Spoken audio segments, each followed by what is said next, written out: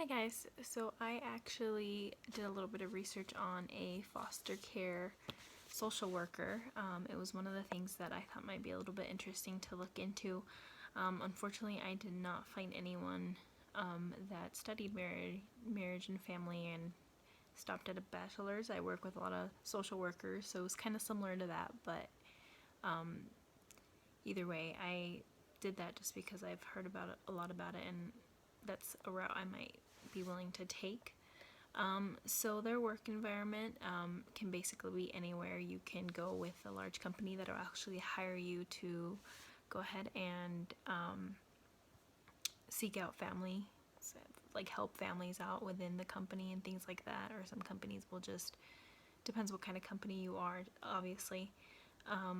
There's also the state. You could work for the state. I know at my job I talk to a lot of caseworkers and social workers who deal with children from all over the state. They're assigned an area and then they're able to go ahead and help those kids either get therapy or get them into a good home. Let's see what else. A typical stressor I think would be just that I know growing up you always hear that a social worker is someone who takes kids away from their home, and obviously they are doing their best to do their job and to help these children, but at the same time children might not be friendly towards them because they just see a woman or a man taking them from their families, and sometimes they don't understand that.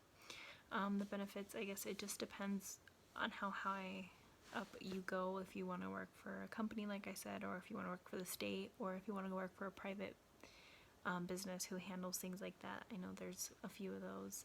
The common job task is just help children in the foster care system and resolve behavioral, mental, and emotional issues, and you also teach children how to deal with feelings of abandonment, which I thought was sweet. That I got that from actually a website,